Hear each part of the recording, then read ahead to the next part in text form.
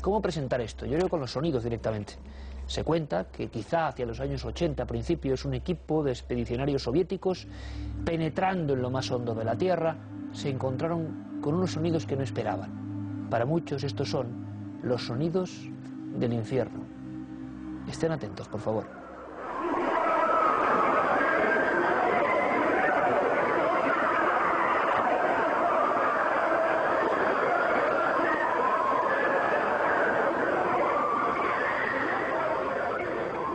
Estos son los sonidos del infierno, por lo menos es lo que se ha publicado.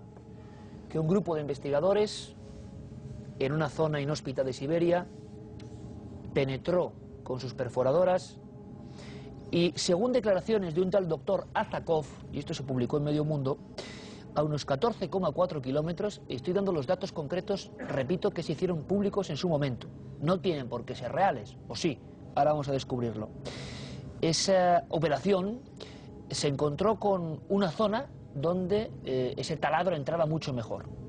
No sabemos por qué ni por qué no, pero la leyenda o la verdad decía que el equipo del doctor Azakov puso unos micrófonos. La temperatura subió muchísimo, llegó a los 1000 grados centígrados.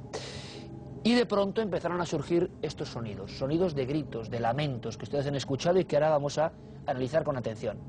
Esto se ha convertido, la historia de ese equipo de investigadores en Siberia, en la época, digámoslo así, del muro de Berlín, en algo absolutamente legendario. Para la inmensa mayoría de personas, mito del área de Internet. Ni hubo equipo, ni existe ese pozo tan profundo, evidentemente, y mucho menos se grabó. Y claro, yo sabía que un buen amigo de este programa, el jefe de Ciencia y Tecnología del diario ABC, José Manuel Nieves, sabía más cosas, cosas increíbles, que les van a sorprender. José Manuel, como siempre, buenas noches. Buenas noches, Iker. Esta historia, lo hablamos tú y yo muchas veces, ¿verdad? Es difícil de superar en cuanto a todo el componente cinematográfico, sí, casi que tiene, ¿verdad? Parece un guión hecho exprofeso para ser llevado al cine o algo así, sí. Y un guión que yo creo, José Manuel, que además tuvo mucho impacto y lo sigue teniendo. Porque para mucha gente, y esto es lo importante, esos sonidos que ahora vamos a analizar se convirtieron en una causa de fe. Sí, sí, absolutamente. Lo que pasa es que, como pasa con todas las cosas, ten en cuenta que estos sonidos fueron grabados hace casi 40 años. El experimento científico o el trabajo científico al que hacías referencia es real. Claro, esa es la primera, que yo creo que ya me quedé aquí diciendo, ¿cómo, José Manuel, que no es leyenda urbana, que no se lo han inventado unos tipos? No. No, lo que es real y forma parte de un proyecto ambiciosísimo que se hizo en la antigua Unión Soviética. Sabes que los soviéticos se caracterizaban por hacer proyectos majestuosos, muy grandes, y desviaban ríos y colocaban, ahora este lago me lo llevo a otro lado.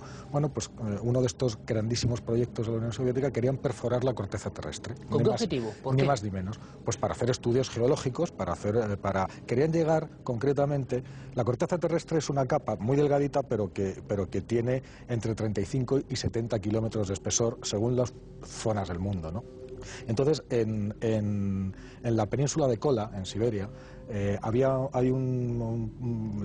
espesor de la corteza es de 35 kilómetros. Entonces ellos querían perforarla completamente para llegar hasta el manto terrestre. Es una zona de transición entre donde se acaba la corteza y empieza el manto, que se llama Mojo. Es un diminutivo de la zona de Mohorovicic, que se llama Mojo. No lo consiguieron porque se encontraron con dificultades técnicas a bastante menos profundidad de 35 kilómetros, ¿no?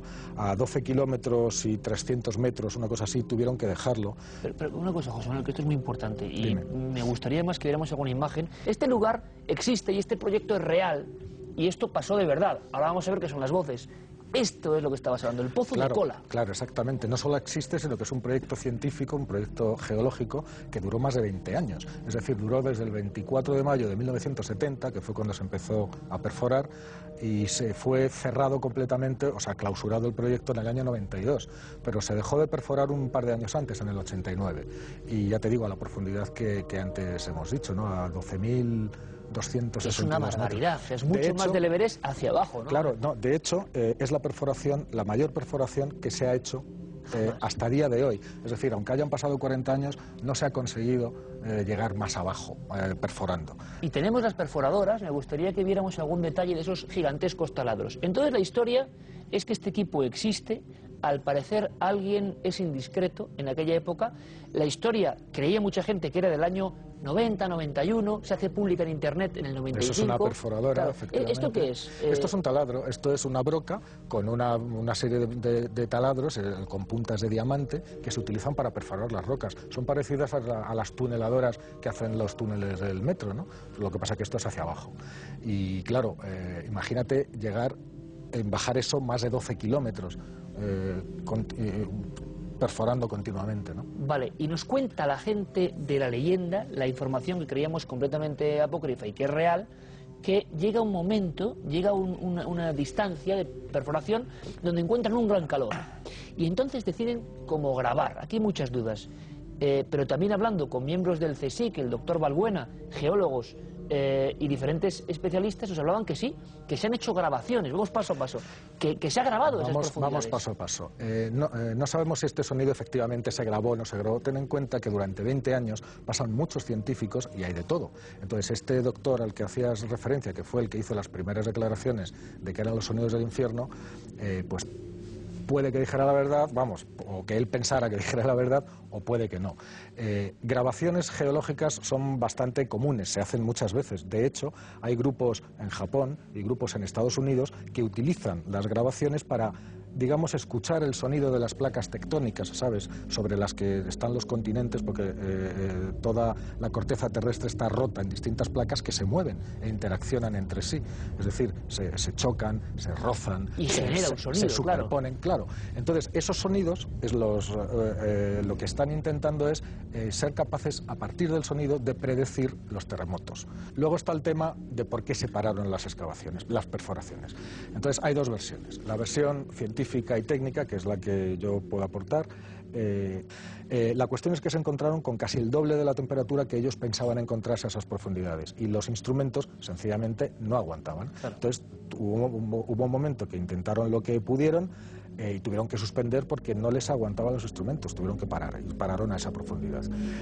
Y luego surge la leyenda, ¿no? Y luego está la leyenda. Entonces, según la leyenda, que además fue difundida por algunos de los geólogos, como este doctor que tú citabas antes, dijeron que no, que el motivo no había sido ese, que no había sido un motivo técnico, y no es más, que el proyecto original de la Unión Soviética no era perforar la corteza terrestre, como de hecho era, sino buscar el infierno, o sea, encontrar una prueba imagínate los soviéticos buscando el infierno. Bueno, pues se llegó a decir incluso eso, ¿no?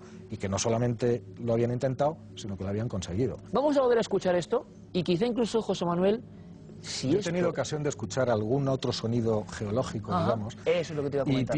Y tiene un cierto parecido en algunos aspectos, no hay dos puntos iguales, pero lo que yo he oído otras veces son, pues imagínate, chirridos, que pueden ser muy bien la explicación lógica de estos gritos. Vamos a una cosa, vamos a escucharlos, ¿te parece? Que sí. La gente lo escuche, la grabación en completo, y luego tú me comentas qué podría ser si esto realmente pertenece a esa grabación concreta que se hizo en el Pozo de Kola, en Siberia, entre los años 70 y 1980 aproximadamente.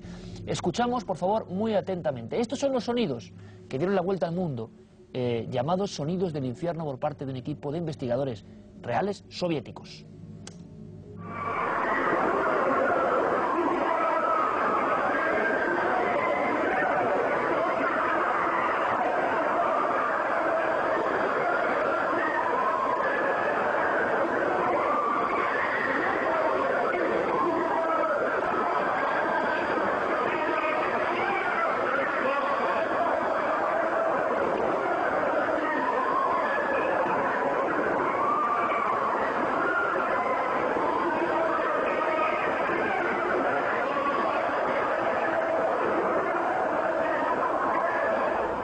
Yo creo que hay una cosa que está clara. Tú y yo que somos periodistas, tú periodista científico y siempre riguroso y desde hace muchísimos años, esto puede ser lo que sea, pero desde luego que impresiona y que está hecho, o bien porque fue real, o quien lo hizo intentando generar leyenda, sabía tocar la fibra sensible más profunda, está claro.